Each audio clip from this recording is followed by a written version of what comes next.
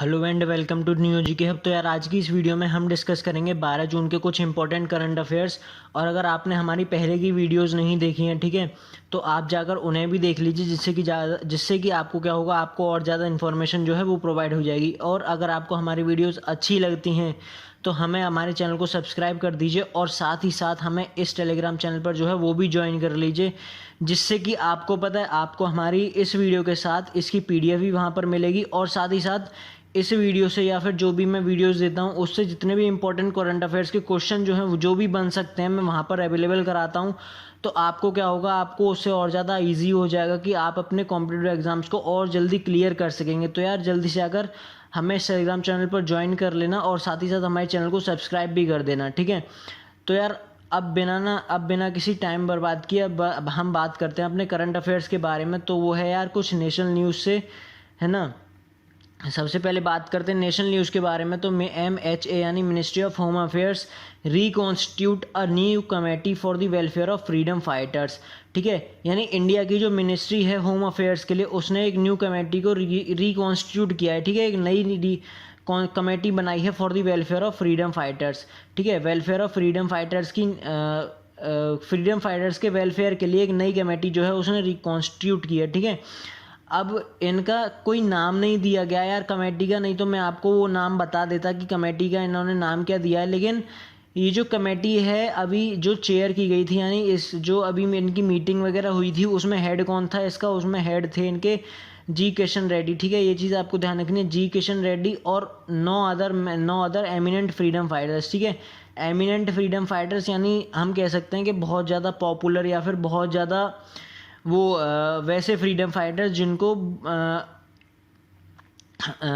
बहुत ज़्यादा मतलब जिन्होंने बहुत ज़्यादा लड़ाइयाँ लड़ी हैं और फ्रीडम के लिए बहुत ज़्यादा उन्होंने स्ट्रगल किया, तो वो सारे लोग उनमें बहुत इन्होंने पार्टिसिपेट किया था। और जी किशन रेड्डी ने इन्होंने इस कमेटी को हेड किया अभी इनकी मीटिंग को, ठीक है। तो ये चीज़ आपको ध्यान रखनी कि MHA reconstitute a new committee for the welfare of freedom fighters, ठीक है। आगे बढ़ते हैं हम अपने अगली नेशनल न्यूज़ के ऊपर, ठीक है। अगली नेशनल न्यूज़ के ऊपर तो वो है कि यार government of India increases custom duty on bamboo from 10% to 25%, ठीक है।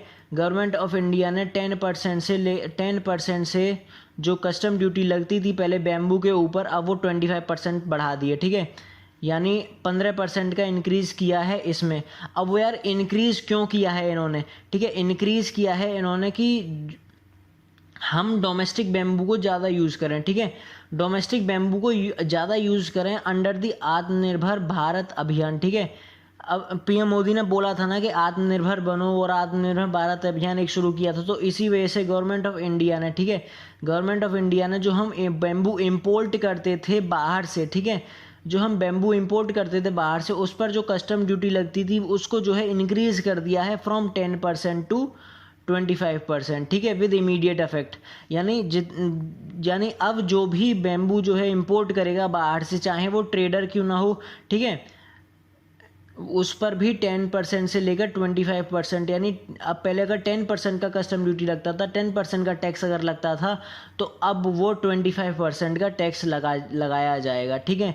और वो किस लिए किया गया है कि ये किया गया है कि हम एनकरेज करें डोमेस्टिक यूज़ यानी डोमेस्टिक बैम्बू को ज़्यादा यूज़ करें, ठीक है। आगे बढ़ते हैं अपना अगले करंट अफेयर के ऊपर। तो वो है यार कि government of India allocate ₹4000 crore, ठीक है, 4000 crore to state government under PMKSY PDMC, ठीक है। अब ये यार PDMC क्या है, ये PDMC है यार एग्रीकल्चरल, इसके लिए पर ड्रॉप मोर क्रॉप, ठीक है।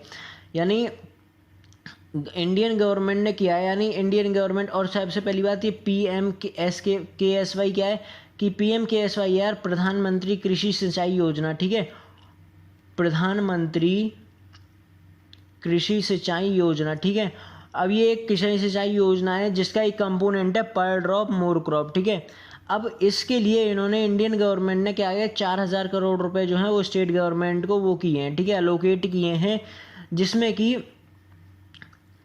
ये जो एनुअल एलोकेशन है, यानी इसमें क्या होगा, इरिगेशन फैसिलिटीज़ और कई सारी माइक्रो जो फार्मर्स हैं उनको ऐसा फंड दिया जाएगा जो कि अपनी क्रॉप को और ज़्यादा एग्रीकल्चरल के फील्ड में, मतलब एग्रीकल्चर के फील्ड में और ज़्यादा इनोवेट किया जाए और ज़्यादा उनको क्रॉप जो है वो और ज़्यादा रिच बन सके, ठीक है। तो इसीलिए इन्होंने जो है 4000 करोड़ का जो लोन, जो 4000 करोड़ का जो फंड है वो अलोकेट किया है टू दी स्टेट गवर्नमेंट्स। और ये सिर्फ उनको दिया जाएगा जिनको स्टेट गवर्नमेंट आइडेंटिफाई करेगी कि हाँ इसे देना चाहिए, ठीक है। यानी सिर्फ उन फार्मर्स या फिर उन बेनिफिशियरीज को दिया जाएगा जिनको स्टेट गवर्नमेंट आइडेंटिफाई कर देगी कि हाँ ये लायक है, इसको दिया जाएगा, ठीक है। और इससे क्या होगा, टू एक्सपेंड द, ठीक है, to expand the coverage of micro irrigation in the state, ठीक है। माइक्रो इरिगेशन ज़्यादा बढ़ सके, माइक्रो इरिगेशन का कवरेज जो है वो ज़्यादा बढ़ सके, ठीक है। और इन्होंने और इसी के साथ साथ इन्होंने एक कॉर्पस भी तैयार किया है 5000 करोड़ का विद नाबार्ड, ठीक है। अब नाबार्ड की फुल फॉर्म मैंने आपको बता दी थी पिछली वीडियो में, है ना। तो ठीक है, अगर आप, और वैसे भी अगर आपको पता है तो आप जल्दी से जल्दी कमेंट में मेरे को बता दीजिए कि नाबार्ड की फुल फॉर्म क्या है, ठीक है। आगे बढ़ते हैं अपने अगले करंट अफेयर के ऊपर। तो यार ये वो आ रही है स्टेट न्यूज़, ठीक है। अब स्टेट न्यूज़ है कि India records 29% increase in Asiatic lion population, ठीक है। अब यार एशियाटिक लॉइन जो है ना वो ज़्यादातर गुजरात में पाए जाते हैं, ठीक है। अब ये गुजरात गवर्नमेंट ने ये क्लेम किया है, फिर गुजरात गवर्नमेंट ने ये अनाउंस किया है कि उसके स्टेट के अंदर जो एशियाटिक लॉइन्स हैं उनकी जो वैल्यू है या फिर उनका जो अमाउंट है या फिर उनका जो काउंट है वो 29% से इंक्रीज़ हो गया। यानी अब सबसे पहली बार 29%, या सबसे पहले जो 2015 में थी वैल्यू थी वो थी 523, ठीक है। अब 2020 आते आते जो उनकी वैल्यू है वो हो चुकी है 674, ठीक है। तो 573 से 674 आते आते उन्हें 5 साल लग गए। यानी इन 5 सालों में गुजरात गवर्नमेंट ने बोला कि हमारी टोटल गिर सेंचुरी के अंदर जो है 29% का इंक्रीज़ हुआ है in the Asiatic lion population, ठीक है। और ये तो आपको ये चीज़ ध्यान रखनी कि कितना इंक्रीज़ हुआ है, 29% का इंक्रीज़ हुआ है एशियाटिक लॉइन पॉपुलेशन में। और ये ज़्यादातर गिर सेंचुरी के अंदर ही पाए जाते हैं गुजरात में। और ये गुजरात गवर्नमेंट ने अनाउंस किया है कि उसका जो है 29% का इंक्रीज़ हमने देखा है, ठीक है। आगे बढ़ते हैं अपने अगले इकोनॉमी न्यूज़ के ऊपर कि S&P keeps Indian sovereign rating at BBB negative, ठीक है। अब यार मैंने कल आपको भी बताई थी कि S&P ने एक रिपोर्ट निकाली थी अपनी, ठीक है। अब उन्होंने एक और रेटिंग दी है इंडिया की, सोवरेन रेटिंग, इंडिया को एक और सोवरेन रेटिंग दी है BBB नेगेटिव, ठीक है। अब यार ये BBB नेगेटिव क्या है, एक स्टेबल आउटलुक है, ठीक है। स्टेबल रेटिंग है एक, जिसमें कि उन्होंने बोला है कि इंडिया की जो इकोनॉमी है और जो फिस्कल पोजीशन है वो स्टेबलाइज करेगी, ठीक है। वो स्टेबलाइज रहेगी और इम्प्रूव करना शुरू करेगी 2021 से, ठीक है। बस इसका इतना ही मतलब है कि BBB नेगेटिव का मतलब कितना है कि इंडिया की जो इकोनॉमी है और इंडिया की जो फिस्कल पोजीशन है वो स्टेबलाइज करेगी और इम्प्रूव करना शुरू करेगी 2021 से, ठीक है। आगे बढ़ते हैं हम अपने अगले एग्रीमेंट के ऊपर, ठीक है। वो है कि TCS यानी टाटा कंसल्टेंसी सर्विसेज ION, ठीक है, partners with an national skill development corporation, ठीक है। अब टाटा कंसल्टेंसी सर्विसेज ने पार्टनरशिप की है इन किससे, नेशनल स्किल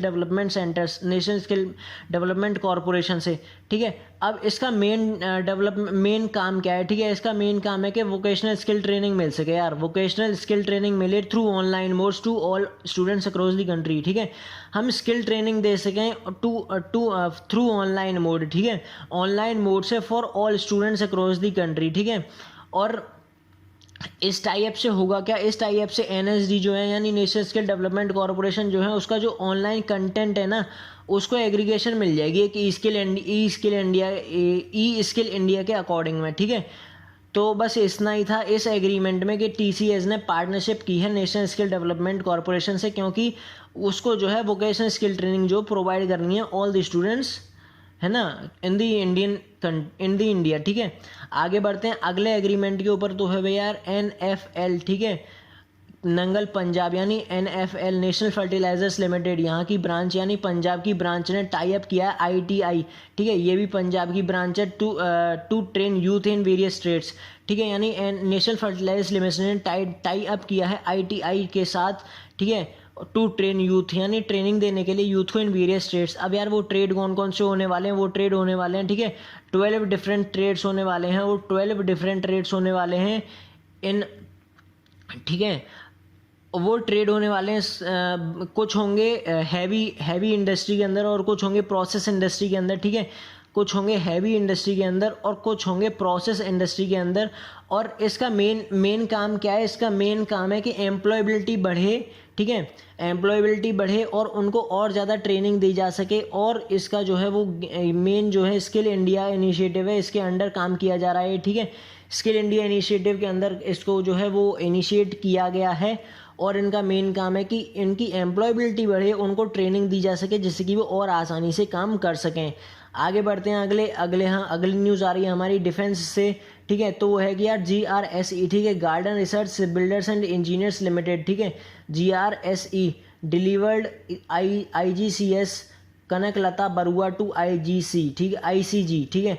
अब ये कनकलता बरुआ क्या है यार? ये एक शिप है, ठीक है, जो कि इंडियन कोस्ट गार्ड्स और, ठीक है, और ये एक फास्ट पेट्रोल वेसल है, ठीक है, ठीक है। तो ये चीज़ ये शिप जो है वो लौटा दिया गया है, ठीक है, GRSE द्वारा, है ना। बस इसमें इतना ही है कि ये 5th एंड लास्ट बोट है in the series of fast patrol vessels, ठीक है। ये जो है लौटा दिया गया है इंडियन कोस्ट गार्ड्स को, या फिर हम कह सकते हैं IGC को, है ना। और ये कहाँ पर था? ये था बैंक ऑफ रिवर हुगली पर था, ठीक है। बस ये इतना ही है इस न्यूज़ में। आगे बढ़ते हैं अगले रैंक्स और रिपोर्ट्स के ऊपर। तो यार कि QS वर्ल्ड यूनिवर्सिटी रैंकिंग जो है वो डिक्लेयर कर दी गई हैं, वो रिलीज़ कर दी गई हैं। और इसमें जो है सिर्फ 8 इंडियन इंस्टीट्यूट जो हैं वो टॉप 500 में आ पाए हैं बस। और जो IIT बॉम्बे है वो आया है 172 रैंक पर। और ये IIT बॉम्बे जो है इंडिया में उसने टॉप किया, यानी 172 रैंक पे आया है IIT बॉम्बे।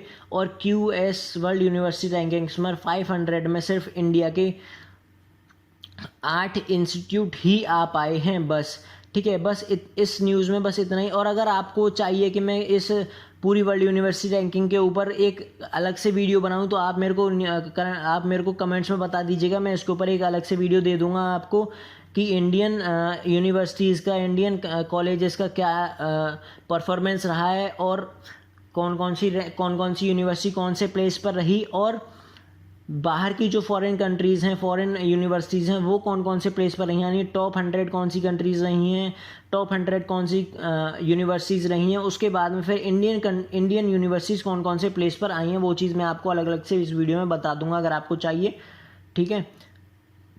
आगे बढ़ते हैं हम अपनी अगली स्पोर्ट न्यूज़ के ऊपर। तो है यार कि IWF, ठीक है, इंटरनेशनल वेट लिफ्टिंग फेडरेशन ने क्लियर कर दिया है, क्या कहते हैं, के संजीता चानू, ठीक है, फ्रॉम एंटी डोपिंग वायोलेशन, ठीक है। अब यार क्या था कि इनके ऊपर जो है ये सबसे पहली बात तो के संजीता चानू जो है वो मणिपुर की लिफ्टर हैं, ठीक है। इन्हें पॉजिटिव पाया गया था फॉर टेस्टोस्टेरोन, ठीक है। अब टेस्टोस्टेरोन क्या है? एक बैंड एनाबोलिक स्टेरॉइड है, ठीक है, जो कि बैन है हर एक स्पोर्ट के अंदर कि अगर आप इससे पॉजिटिव पाए जाते हो तो आपके जो भी रिजल्ट्स हैं वो सारे इनवैलिड कर दिए जाएंगे और आपको बैन लगा दिया जाएगा, ठीक है।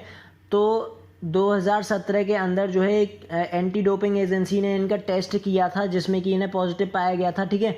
और ये जो चैंपियनशिप खेलने गई थी लास वेगास के अंदर, उस समय ये टेस्ट हुआ था, तो उस समय इनको पॉजिटिव पाया गया था, तो इनके उस रिजल्ट को जो है इनवैलिड कर दिया गया है। और ठीक है, लेकिन अब इन पे से एंटी डोपिंग वायोलेशंस जो हैं जो हट चुके हैं, ठीक है।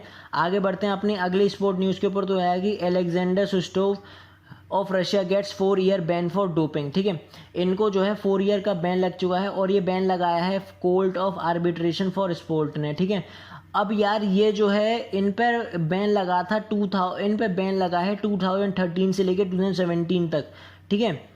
लेकिन इनकी जो रिपोर्ट्स हैं वो अब आई हैं, यानी इस समय तक जितने भी इन्होंने गेम खेले होंगे, यानी 2013 से लेकर 2017 के बीच में इन्होंने जितने भी गेम खेले होंगे उसमें ये उनके जो रिजल्ट्स होंगे वो उन सारे इनवैलिड हो चुके हैं। यानी अगर उन्होंने कोई रिकॉर्ड भी बनाया होगा या फिर कोई मेडल भी जीता होगा तो वो भी इनसे वापस ले लिया जाएगा, ठीक है। और यार ये लगाया क्यों गया है? क्योंकि इन्होंने कोई बैंड सब्सटेंस है और कोई बैंड मेथड होगा जो यूज़ किया था उन्होंने, जिसकी वजह से इनको जो है बैन लगाया गया है। और ये गोल्ड मेडलिस्ट भी हैं 2010 यूरोपियन चैम्पियनशिप के। और ये कौन सा गेम खेलते हैं यार? ये हाई जंप प्लेयर हैं, ठीक है, यानी ये हाई जंप करते हैं, ठीक है। और ये यानी ये रिटायर हो चुके हैं अब, यानी अब ये जो हैं अब नहीं खेलते, ठीक है। आगे बढ़ते हैं ओबिचुअरीज के ऊपर। तो यार कि बुरुंदीज इनकम्बेंट प्रेसिडेंट पियरी नकुरुनजीजा पासेस अवे। अब यार कुरुनजीजा बुरुंदी के, रिपब्लिक ऑफ बुरुंदी के प्रेसिडेंट थे, ठीक है। अब ये 15 साल तक ये रहे, ठीक है, 15 साल तक पावर में रहे और ये अगस्त में जो है रिटायर होने वाले थे, ठीक है। और 2006 से लेकर 2011 के बीच में ये जो प्रेसिडेंट हैं वो known for his preaching and love for football, ठीक है। अब इन्होंने यार बुरुंदी के अंदर फुटबॉल को बहुत ज़्यादा प्रमोट किया, जिसकी वजह से 2006 से लेकर 2011 तक ये बहुत ज़्यादा पॉपुलर रहे फुटबॉल के लिए, कि इनको फुटबॉल कितनी ज़्यादा पसंद है। और इनको 7 इंटरनेशनल अवार्ड्स भी मिले फॉर पीस बिल्डिंग एफर्ट्स, ठीक है। पीस बिल्डिंग एफर्ट्स के लिए इन्हें 7 इंटरनेशनल अवार्ड्स भी मिले थे। आगे बढ़ते हैं अपनी आखिरी ओबिचुअरी के ऊपर और आखिरी करंट अफेयर के ऊपर, कि वो है कि Padmashri awardee Pritam Singh passes away. अब यार ये प्रीतम सिंह कौन है? ये हैं farmer director of IIM Lucknow, ठीक है। अब ये फॉर्मर डायरेक्टर हैं IIM लखनऊ के, और ये और इन्होंने सब कमेटी जो है वो भी हेड करी थी, कौन सी? On institutional management. ये चीज़ आपको ध्यान रखनी है, उन्होंने कौन सी सब कमेटी हेड करी थी? Institutional management and leadership development in higher education, ठीक है। Leadership development in higher education, ठीक है। ये वाली इन्होंने सब कमेटी जो है वो हेड की थी। और इसके और बाई 12th प्लानिंग कमीशन, ठीक है, फॉर 5 ईयर प्लान।